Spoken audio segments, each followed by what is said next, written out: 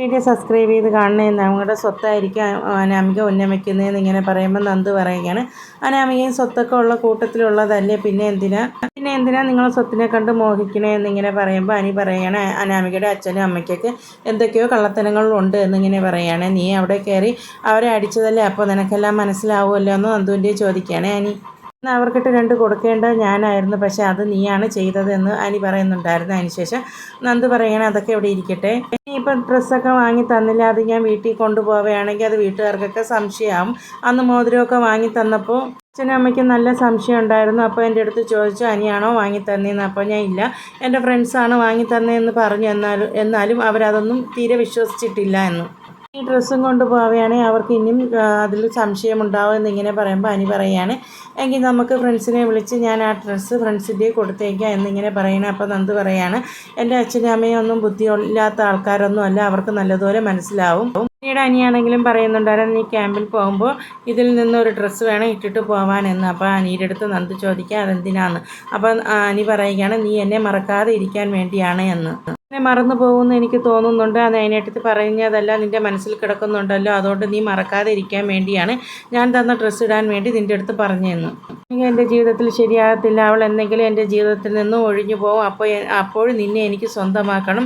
ഇനി ഒരിക്കലും നിന്നെ ഞാൻ വിട്ടുകളയാൻ തീരുമാനിച്ചിട്ടില്ല. നമ്മുടെ നഷ്ടപ്പെട്ട പ്രണയം അപ്പോഴെങ്കിലും വീണ്ടെടുക്കണമെന്ന് ഇങ്ങനെ ഞാൻ നന്ദുവിൻ്റെ അടുത്ത് പറയുകയാണേ. നന്ദു പറയുകയാണ്, എനിക്കൊന്നും പറയാനില്ല, പോവുകയാണ്, നാളെ നമുക്ക് കാണാമെന്ന് പറയുകയാണ്. അതിനുശേഷം നന്ദു മനസ്സിൽ ഓർമ്മിക്കുകയാണ്, ചേച്ചി പറഞ്ഞതെല്ലാം എൻ്റെ മനസ്സിൽ കിടക്കുകയാണല്ലോ, എനിക്ക് അനിയെ മറക്കാനും കഴിയുന്നില്ലല്ലോ എന്നുള്ള കാര്യത്തിൽ നന്ദു ഭയങ്കര വിഷമത്തിലാണ്. അവനെ മറക്കാനും കഴിയുന്നില്ല, അവനെ പിണക്കാനും കഴിയുന്നില്ല. അവനെ ഇനി പിണക്കിയിട്ടുണ്ടെങ്കിൽ അവൻ ഇനി എന്തെങ്കിലും ചെയ്യുമോ എന്നുള്ള പേടിയിലാണ്. ഒന്നും ചെയ്യാൻ തീരുമാനിക്കാൻ പറ്റുന്നില്ലല്ലോ ഭഗവാനെ എന്ന് നന്ദു ഓർക്കുന്നുണ്ടായിരുന്നേ. ദേവയാനിയാണെങ്കിൽ അടുക്കളയിൽ നല്ല പാചകത്തിലാണ്. അപ്പോൾ നയനയാണെങ്കിൽ വന്നിട്ട് ഞാനും കൂടി സഹായിക്കാമെന്ന് പറയുകയാണ്. അപ്പോൾ ദേവയാനി പറയണേ, അതൊന്നും വേണ്ട, നീ നന്ദുമോൾക്ക് ഇഷ്ടമുള്ളത് എന്താണെന്ന് എൻ്റെ പറഞ്ഞാൽ മതി, ഞാൻ ഉണ്ടായിക്കോളാമെന്ന് പറയുകയാണ്. നയന പറയുന്നുണ്ടായിരുന്നു, ഞാനുണ്ടാക്കുന്ന ഭക്ഷണങ്ങളൊക്കെ നന്ദുവിന് ഭയങ്കര ഇഷ്ടമാണെന്ന്. അപ്പോൾ ദേവയാനി ചോദിക്കുന്നു, എന്നെ എന്താ ഞാനുണ്ടാക്കുന്നത് നന്ദു കഴിക്കത്തില്ലേ എന്നിങ്ങനെ ചോദിക്കുമ്പോൾ നയന ചോദിക്കുകയാണ്, അതെന്താ അമ്മ അങ്ങനെ പറഞ്ഞെന്ന്. എന്തുണ്ടാക്കി കൊടുത്താലും നന്ദു കഴിക്കുമെന്നിങ്ങനെ പറയുമ്പോൾ ദേവയാനി പറയണേ, നന്ദുവിന് ഇഷ്ടമുള്ളത് എന്താണെന്ന് പറഞ്ഞാൽ മതി, ഞാൻ ഉണ്ടായിക്കോളാം എന്ന് പറയുകയാണേ. ഞാനും കൂടി സഹായിക്കാം, എൻ്റെ അടുത്ത് കൂടി ഒന്ന് പറഞ്ഞു തന്നാൽ മതി, ഞാനും കൂടി ചെയ്യാമെന്ന് പറയുമ്പോൾ ദേവയാനി പറയണേ, അതൊന്നും വേണ്ട, നീ ആദർശം കൂടി കഴിച്ചിട്ട് അതിൻ്റെ അഭിപ്രായങ്ങളൊക്കെ പറഞ്ഞാൽ മതി എന്ന് പറയുകയാണ്. ആദർശം അങ്ങോട്ട് വരുന്നപ്പോൾ ദേവയാനിയുടെ മോഹഭാവമൊക്കെ മാറ്റുകയാണ്. അപ്പോൾ ദേവയാനിയാണെങ്കിൽ ദേഷ്യത്തിൽ തന്നെയാണ് നിൽക്കുന്നത്. അപ്പോൾ ആദർശ് ചോദിക്കുകയാണ്, രണ്ടുപേരും കൂടി അടുക്കളയിലേക്ക് കയറിയോ എന്നിങ്ങനെ ചോദിക്കുമ്പോൾ ദേവയാനി പറയുകയാണ്, ഞാൻ അടുക്കളയിൽ കയറിയത് ഇവളുടെ അനിയത്തി വരികയില്ലേ, അപ്പോൾ ഇഷ്ടമുള്ള ഭക്ഷണങ്ങൾ ഉണ്ടാക്കി കൊടുക്കാമെന്ന് വിചാരിച്ചിട്ടാണ് എന്ന്. ഇനിയിപ്പോൾ ഉണ്ടാക്കി കൊടുത്തില്ലേ, ഇവളിനി ഇവിടെ നിന്ന് വീട് വിട്ടുകയാണെങ്കിൽ പിണങ്ങിയെങ്കിൽ പോകണമെങ്കിലോ എന്ന്. എനിക്ക് നന്ദുവിനെ വിളിച്ച് ഒരു നേരത്തെ ഭക്ഷണം കൊടുക്കണമെന്ന് വലിയ ആഗ്രഹം ഉണ്ടായിരുന്നു. ഞാൻ ഇങ്ങനെ പറയുമ്പോൾ ആദർശ് പറയുകയാണ്, അതിനെന്താ, നീ ഇവിടെ വിളിച്ച് അവൾക്ക് ആഹാരം കൊടുത്തു എന്നിങ്ങനെ പറയുകയാണ്. അനാമിക ഉള്ളത് കൊണ്ടാണ് പിന്നെ ഞാൻ അതിനെക്കുറിച്ചൊന്നും പറയാത്തതെന്ന് ആദർശ് പറയുകയാണ്. ഞാൻ ആദർശിൻ്റെ അടുത്ത് പറയണം, അനീനെ നീ നല്ല രീതിയിൽ ഉപദേശിക്കണം, നീ പറയുന്നതാണല്ലോ കുട്ടിക്കാലം മുതൽക്കേ അവൻ അനുസരിക്കുന്നത്, അതുകൊണ്ട് നീ അവനെ ഉപദേശിക്കണമെന്നിങ്ങനെ പറയുകയാണ്. അപ്പോൾ ആദർശ് പറയുന്നുണ്ടായിരുന്നു, അനിയും നന്ദുവും ഇഷ്ടത്തിലാണെന്ന് ഞാൻ അറിഞ്ഞത് അനാമികയുടെ കല്യാണ ദിവസം തലേന്നാണ്. അത് നല്ല രീതിയിൽ മുടക്കാൻ വേണ്ടി ഞാൻ ശ്രമിച്ചിരുന്നു. പിന്നീട് അമ്മയും അച്ഛനും വാശി പിടിച്ചത് കൊണ്ടാണ് അത് നടക്കാതെ പോയത്. ഇനി ഈ ഒരു കാര്യത്തിൽ ഞാൻ അവൻ്റെ അടുത്ത് പറഞ്ഞിട്ടുണ്ടെങ്കിൽ അവൻ അനുസരിക്കുമെന്ന് തോന്നുന്നില്ല എന്ന് പറഞ്ഞിട്ടാണ് ആദർശ് അവിടെ നിന്ന് പോകുന്നത്. അങ്ങനെ പറയുകയാണെങ്കിൽ ഞാൻ നന്ദുവിനെ നല്ല രീതിയിൽ ഉപദേശിച്ചിട്ടുണ്ട്, ഇനി അനി അടുത്താലും നന്ദു ഒഴിഞ്ഞു മാറിക്കോളൂ എന്നൊക്കെ ഞാൻ പറയുന്നുണ്ടായിരുന്നേ. ആണെങ്കിൽ അനന്തപുരിയിലേക്ക് പോകാൻ വേണ്ടി തയ്യാറായിട്ടിരിക്കുകയാണ്. അപ്പോൾ കനക വന്നിട്ട് ചോദിക്കണം, ആഹാ ഈ ഡ്രസ്സ് കൊള്ളാമല്ലോ, ഇതെപ്പോൾ നീ വാങ്ങി എന്നിങ്ങനെ കനക ചോദിക്കുമ്പോൾ നന്ദു പറയണേ, ഇതെൻ്റെ ഫ്രണ്ട്സ് വാങ്ങി തന്നതാന്നേ. എനിക്കാണെങ്കിൽ ആകെ ദേഷ്യമാണ്, നീ എന്താ നന്ദൂട്ട കള്ളം പറയുകയാണ്, അന്ന് ഒരു ദിവസം നീ മോതിരവുമായിട്ട് വന്നു, ഇപ്പോൾ ഈ ഡ്രസ്സുമായിട്ട് വന്നു, ഇതെല്ലാം ഫ്രണ്ട്സ് വാങ്ങി തന്നു എന്ന് പറയുന്നു, ഇതെല്ലാം അനി വാങ്ങി തന്നെയാണോ എന്ന് എനിക്ക് നല്ല സംശയമുണ്ട് എന്നിങ്ങനെ പറയുകയാണ്. എന്തിനാ അങ്ങനെയൊക്കെ ചിന്തിക്കുന്നത് എന്നിങ്ങനെ പറയുമ്പോൾ നന്ദുവിൻ്റെ അടുത്ത് അനഘ പറയുകയാണ്, നിനക്ക് ആ നയനമോളെ പോലെ കള്ളത്തിനൊന്നും പറയാനും പറ്റത്തില്ല, നിൻ്റെ മുഖം കണ്ടാലേ മനസ്സിലാവുമെന്ന് പറയുകയാണ്. അങ്ങനെയൊന്നുമില്ല അമ്മ എന്നിങ്ങനെ പറയുകയാണ്. അപ്പോൾ കനക പറയുകയാണ്, ഇനി നീ ക്യാമ്പിലേക്ക് പോയാൽ ഇനി അങ്ങോട്ട് വരൂ, എന്തൊക്കെ നടക്കും എന്നുള്ള കാര്യത്തിലൊക്കെ എനിക്ക് ഭയങ്കര ടെൻഷൻ ഉണ്ടെന്ന് പറയുകയാണ്. അങ്ങനെ ക്യാമ്പിൽ ആരെയും കാണിക്കുകയൊന്നുമില്ല, അങ്ങനെ ആർക്ക് വരാൻ പറ്റത്തില്ല എന്നിങ്ങനെ പറയുമ്പോൾ കനക പറയാണ്, ഒഴിവ് ദിവസങ്ങളിലെല്ലാം കാണുമല്ലോ, അപ്പോൾ നീ അങ്ങോട്ട് വന്നാൽ നിങ്ങൾക്ക് രണ്ടുപേർക്കും കറങ്ങാനൊക്കെ പറ്റുമല്ലോ, അപ്പോൾ ഇവിടെ ആരും അറിയത്തില്ലല്ലോ എന്ന്. എനിക്കാണെങ്കിൽ അങ്ങോട്ട് വരാമല്ലോ, എല്ലാ സ്ഥലത്തും മൂർത്തി ജ്വല്ലറി ഉള്ളതല്ലേ, അപ്പോൾ എനിക്ക് എപ്പോഴും വേണമെങ്കിലും അങ്ങോട്ടൊക്കെ വരാമല്ലോ എന്നിങ്ങനെ പറയുമ്പോൾ നന്ദു പറയാണ്, അമ്മ വെറുതെ കാട് കയറി ഒന്നും ചിന്തിക്കല്ലേ എന്ന്.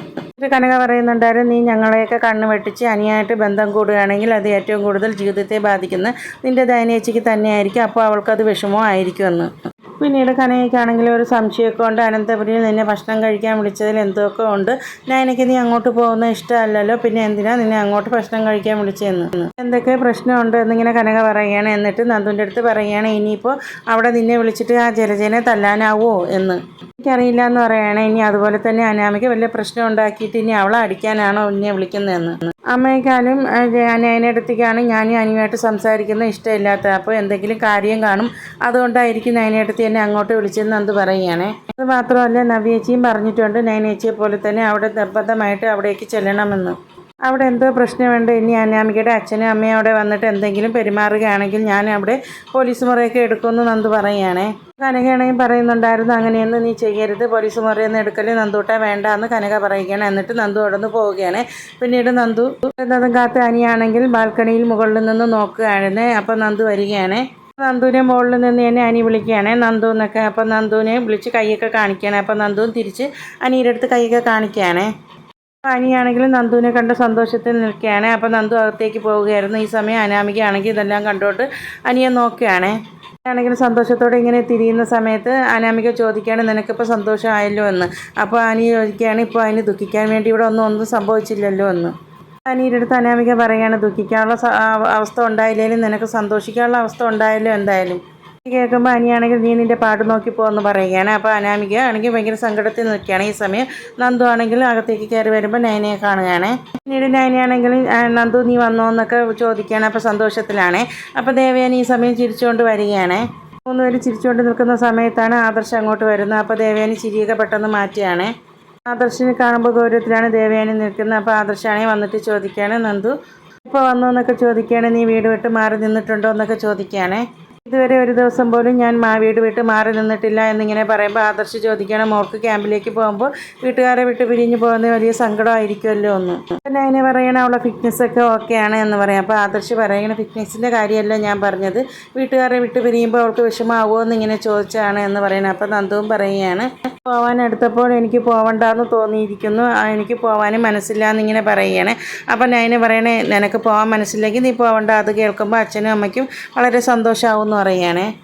അങ്ങനെ പറയുന്നുണ്ടായിരുന്നു, നീയാണ് പോലീസ് യൂണിഫോം ഇടണമെന്നൊക്കെ ആഗ്രഹിച്ചതെന്ന്. അപ്പം നന്ദു പറയുകയാണ്, എന്തായാലും എനിക്ക് ആഗ്രഹിച്ച ജോലി കിട്ടിയതെന്നും ഞാൻ വേണ്ടാന്നൊന്നും തീരുമാനിക്കുന്നില്ല എന്ന്. വേനിയാണെങ്കിൽ നന്ദുവിൻ്റെ അടുത്ത് കുടിക്കാൻ വല്ലതും എടുക്കട്ടെ എന്നിങ്ങനെ ചോദിക്കുമ്പോൾ എന്തെടുക്കട്ടെ എന്നിങ്ങനെ ചോദിക്കുകയാണ്. അപ്പോൾ നയന പറയുകയാണ്, അമ്മയ്ക്ക് ഇഷ്ടമുള്ളത് എടുത്തോ എന്ന് പറയുകയാണ്. എന്ത് കൊടുത്താലും നന്ദു കുടിക്കുമെന്ന് പറയുകയാണ്. അപ്പോൾ ദേവയാനിയുടെ അടുത്ത് നയന ചോദിക്കുകയാണ്, ഞാൻ നിൻ്റെ അടുത്തല്ലല്ലോ ചോദിച്ചത്, നന്ദുവിൻ്റെ അടുത്തല്ലേ ചോദിച്ചതെന്ന് പറയണം. അപ്പോൾ നന്ദു അത് തന്നെ പറയുന്നത്, അമ്മയ്ക്ക് ഇഷ്ടമുള്ളത് എടുത്തോ, എന്തെടുത്താലും ഞാൻ കുടിച്ചോളൂ എന്ന് പറയാം. അപ്പോൾ ദേവയാനി ചോദിക്കുകയാണ്, ഓറഞ്ച് ജ്യൂസ് എടുക്കട്ടെ എന്ന്. നന്ദു എന്ന് പറയുകയാണ്. ദേവയാനി ഓറഞ്ച് ജ്യൂസ് എടുക്കാൻ വേണ്ടി പോകുകയാണ്. അപ്പോൾ നയന പറയുകയാണ്, മോളൊന്ന് വന്നിട്ടില്ലായിരുന്നെങ്കിൽ ഞാനിന്ന് തോറ്റുപോയേനെ എന്ന്. അതുപോലെയാണ് നമ്മുടെ അച്ഛനെ അമ്മയും അനാമിക താറടിച്ച് കാണിച്ചത്. അത് ഒരു മക്കൾക്കും കേട്ടുകൊണ്ട് നിൽക്കാൻ സഹിക്കാൻ പറ്റാത്ത കാര്യമാണെന്ന്. ആദർശാണെങ്കിൽ നന്ദുവിൻ്റെ അടുത്ത് പറയണം, മോൾക്ക് ക്യാമ്പിലേക്ക് എന്തെങ്കിലും കൊണ്ടുപോകാൻ വേണമെങ്കിൽ എൻ്റെ അടുത്ത് പറഞ്ഞാൽ മതി, ഞാനതെല്ലാം വാങ്ങിച്ച് വീട്ടിലേക്ക് എത്തിച്ചോളാം എന്ന് പറയുമ്പോൾ നന്ദു പറയണം, അതൊന്നും വേണ്ട ആദർശേട്ടാന്ന്. ഒരിക്കൽ എല്ലാം കൊണ്ടുപോകാൻ വേണ്ടി ഒരുക്കി വെച്ചപ്പോഴാണല്ലോ ചിക്കൻ ബോക്സും കേസും ഒക്കെ വന്ന്, അതുകൊണ്ട് ഒന്നും വേണ്ട ആദർശേട്ടാന്ന് ഇങ്ങനെ പറയുകയാണ്. അതിനുശേഷം നയനയാണെങ്കിൽ നന്ദുവിനെ അകത്തേക്ക് വിളിച്ചുകൊണ്ട് പോവുകയാണ്. ജലജ അനാമികയും എല്ലാവരും കൂടി സംസാരിച്ചുകൊണ്ടിരിക്കുകയാണ്. നന്ദു വരുന്നതിനെ കുറിച്ചാണ് സംസാരിക്കുക. അപ്പോൾ ജലജ ചോദിക്കുകയാണ്, ഈ ഏട്ടത്തിക്ക് എന്താ പറഞ്ഞുകൂടായിരുന്നോ നന്ദു ഇങ്ങോട്ട് വരരുതെന്ന്. അതെങ്ങനെ ഏട്ടത്തി പറയും, ഇനിയിപ്പോൾ നന്ദുവിനെ വിളിച്ച് ഒരു നേരത്തെ ആഹാരം കൊടുത്തില്ല എന്ന് പറഞ്ഞ് ഇനി നയനെ പിണങ്ങി അവളുടെ വീട്ടിലേക്ക് പോയാലും അതൊക്കെ കൊണ്ട് പേടിച്ച് തന്നെയായിരിക്കും ഏട്ടത്തി നന്ദുവിനെ വിളിച്ചതെന്ന്.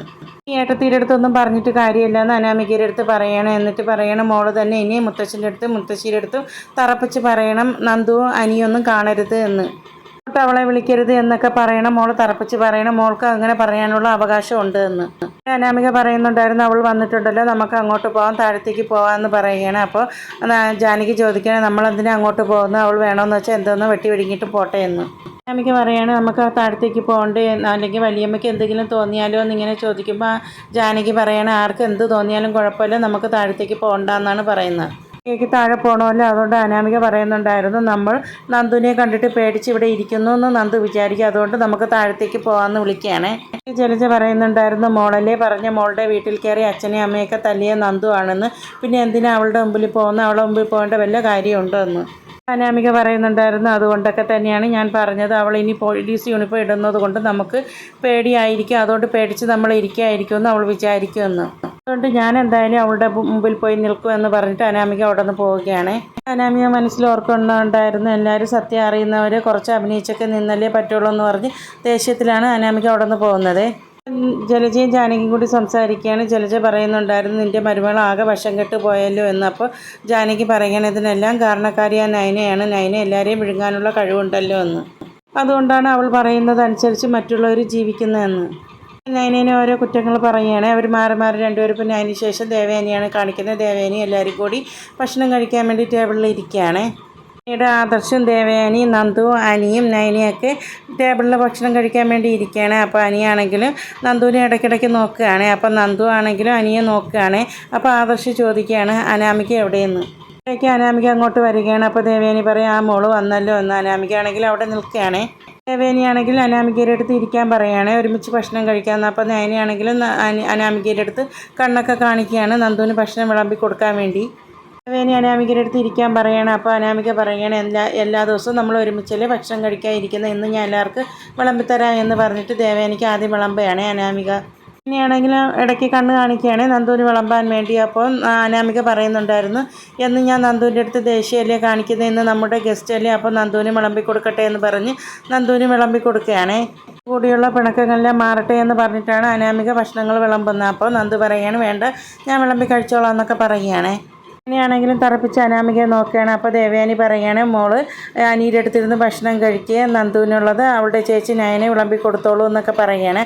അപ്പോൾ നന്ദുവിൻ്റെ അടുത്തുള്ള പിണക്കമൊക്കെ മാറണം എന്നുള്ള രീതിയിലാണ് അനാമിക വിളമ്പി കൊടുക്കുന്നതെന്ന് പറയല്ലേ. അപ്പോൾ ആദർശ് പറയണം നല്ല കാര്യം തന്നെയാണെന്ന് ആദർശം പറയുകയാണ്. നന്ദുവിന് ഭക്ഷണമൊക്കെ വിളമ്പി കൊടുത്തിട്ട് അനാമികയാണെങ്കിൽ അനിയുടെ അടുത്ത് പോയി ഇരിക്കുകയാണ്. ഇരിക്കുമ്പോൾ അനാമികയെ നയനയാണെങ്കിലും നോക്കുന്നുണ്ടായിരുന്നേ. അനിയാണെങ്കിൽ നന്ദുവിനെയാണ് നോക്കുന്നത്, നന്ദു ആണെങ്കിൽ അനിയാണ് നോക്കുന്നത്. ഇതെല്ലാം കണ്ടോട്ട് അനാമിക ഇരിക്കുകയാണ്. അനാമികയ്ക്കാണെങ്കിൽ ആകെ ദേഷ്യവും വരുന്നുണ്ട് ഇവരെ ഇങ്ങനെ മാറി മാറി നോക്കുന്ന കാണുമ്പോൾ. ഇവിടെ ആദർശ് നന്ദുവിൻ്റെ അടുത്ത് പറയുന്നുണ്ടായിരുന്നു ട്രെയിനിങ് ഒക്കെ കഴിഞ്ഞതിന് ശേഷം ഇവിടെ അടുത്ത് എവിടെയെങ്കിലും ജോലി വേണമെങ്കിൽ മുത്തശ്ശൻ്റെ അടുത്ത് പറഞ്ഞാൽ മതി, മുത്തശ്ശന് DGP മുതൽ വലിയ ആൾക്കാർ വരെ പിടിയുണ്ട് എന്ന്. നന്ദു പറയുന്നുണ്ടായിരുന്നു എനിക്ക് റെക്കമെൻഡേഷൻ ഒന്നും വേണ്ട ആദർശ് ഏട്ടാന്ന്. ഇങ്ങനെ പറയുമ്പോൾ ആദർശ് പറയുകയാണ് എനിക്ക് ഇങ്ങനെയുള്ള മറുപടി തന്നെയായിരുന്നു വേണ്ടിയിരുന്നതെന്ന്.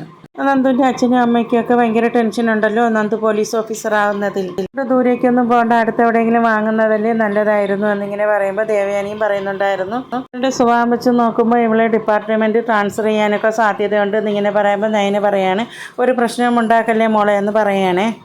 പോലീസ് യൂണിഫോം ഊരി വെക്കേണ്ടി വരുമെന്നിങ്ങനെ പറയുമ്പോൾ അനി പറയുകയാണ് ഇപ്പോൾ കഞ്ചാവും മയക്കുമരുന്നും ഒക്കെ അധികമായിട്ടുണ്ട്, അതൊക്കെ പിടിച്ചെടുത്താൽ വലിയ വലിയ തമ്പുരാക്കന്മാരുമായിട്ട് ഫൈറ്റ് ചെയ്യേണ്ടി വരും.